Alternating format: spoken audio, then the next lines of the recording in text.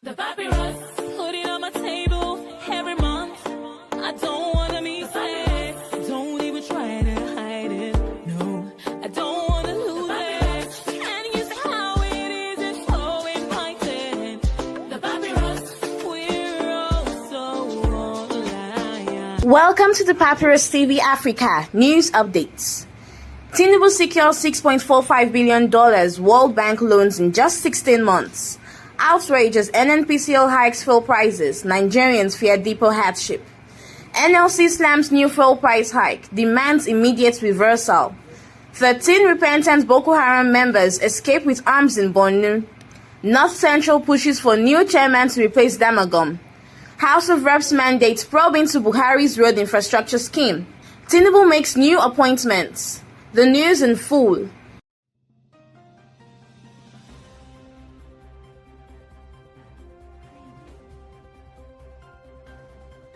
In just 16 months, President Bola Tinubu's government has secured a massive $6.4 billion in loans from the World Bank, adding to Nigeria's already significant debt profile. The latest approval of 3 additional loans, totaling $1.57 billion, brings the total number of loans granted to the country by the international leader to 36, amounting to a staggering $24.88 billion over 5 years. The loans are earmarked for a range of development projects across various sectors, including a $750 million boost for the power sector, $500 million for women's empowerment programs, $700 million to support girls' education, and $750 million for renewable energy initiatives. These are part of broader efforts to address Nigeria's infrastructural and social challenges amidst rising concern over the country's debt burden. Notably, the government also plans to utilize $1.5 billion for the economic stabilization reforms and $750 million for resource mobilization efforts. While these projects are seen as critical for development, many Nigerians remain skeptical, questioning the efficacy of previous loans, especially given the country's worsening infrastructure and unemployment crisis. World Bank data shows that Nigeria has been receiving constant credit approvals since 2020, with annual loan requests totaling billions. In 2020 alone, the World Bank approved $6.36 billion in loans for projects like the Nigeria Rural Access and Agricultural Marketing Project. Subsequent years saw loans amounting to $3.2 billion in 2021, $1.26 billion in 2022, and $2.7 billion in 2023. Despite these funding efforts, concerns persist about Nigeria's growing debt load. The Debt Management Office (DMO) revealed that as of March 2024, Nigeria's debts to the World Bank stood at $15.59 billion. Debt servicing costs have skyrocketed, reaching 6.04 trillion naira in the first half of 2024, a 68.8% rise compared to 3.58 trillion during the same period in 2023.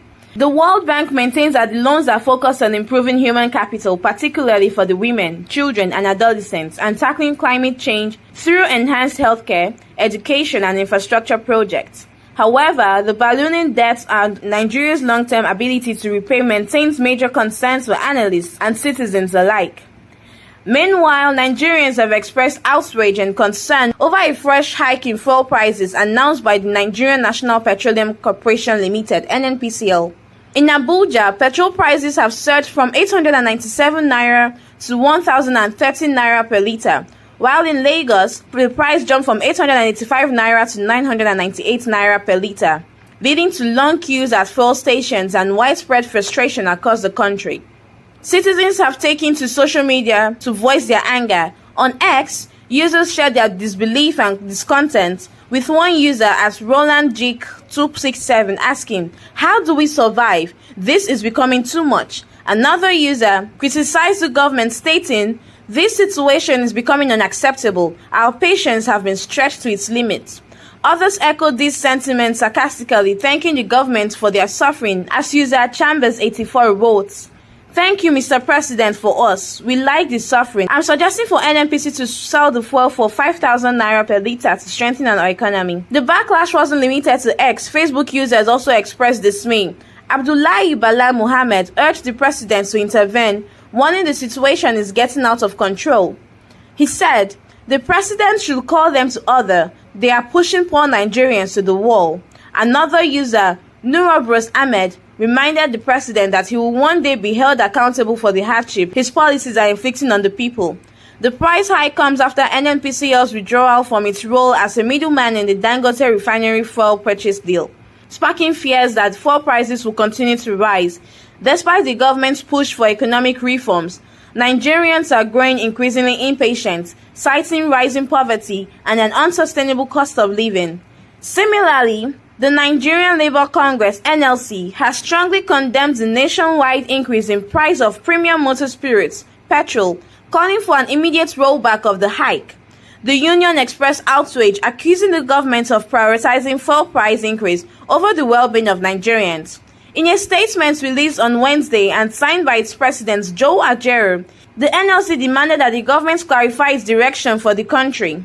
Ajaero particularly criticized Nigerian National Petroleum Corporation Limited (NNPCL) for driving the price increase. Even following the logic of market forces, we find it an aberration that the private company NNPCL is the one fixing prices and projecting itself as a hegemonic monopoly. We challenge these governments to go to the drawing board and present us with a blueprint for inclusive economic growth and national development instead of this spasmodic ad hocism and palliative policy, Ajaero stated.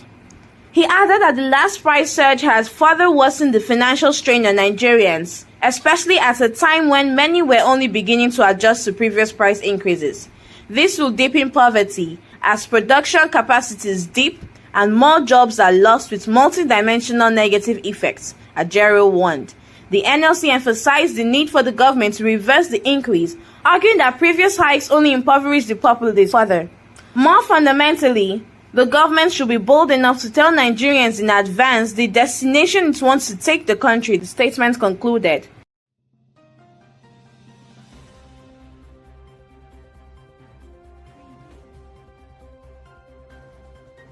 In a shocking turn of events, 13 repentant members of Jamaatul al-Sunnah leader Wati Wal Jihad, widely known as Boko Haram, have escaped from a rehabilitation camp in Borno State, taking with them sophisticated weapons and motorcycles provided by the state government. These individuals were part of a controversial program where the Borno government had been training and equipping former insurgents to join the Nigerian military in the fight against ongoing insurgency in the region. Reports indicate that the escape occurred between September 1st and 2nd, 2024, while the terrorists were attached to military operations in Mafa. According to sources, the escaped members were supplied with advanced rifles, motorcycles, and ammunition for joint counter-insurgency efforts. However, it has been common practice for the authorities to recover the weapons after operations. Malik Samuel, a researcher specializing in jihadi groups in northeastern Nigeria, confirmed the escape.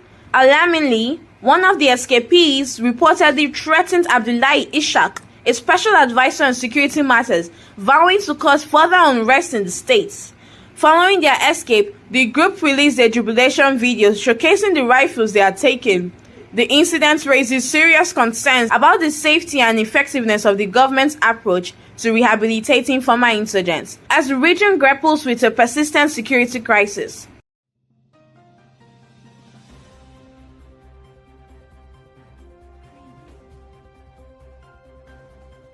Moving on, as the October 24th National Executive Committee (NEC) meeting of the People's Democratic Party approaches, calls for a new leadership have intensified in North Central Zone. Party stakeholders gathered in Abuja last week to deliberate on potential successors to Ambassador Umar Damagum, the acting national chairman, who is set to complete the tenure of the suspended Dr. Iyokia Ayu. The PDP has been embroiled in internal strife since the presidential primary that nominated Atiku Abubakar, culminating in a significant electoral defeat to the APC. Ayu's suspension and Damagu's temporary leadership. During an interactive session with journalist Engineer Conrad Utan, one of the aspirants of the chairmanship, emphasized the urgent need for a fresh start if the party aims to reclaim power from the APC in 2027. Utan, hailing from the same North Central Zone as Ayu, argued that new ideas and a reinvigorated approach are essential for revitalizing the party's fortunes, while recognizing the constitutional legitimacy of Damagum's acting chairmanship.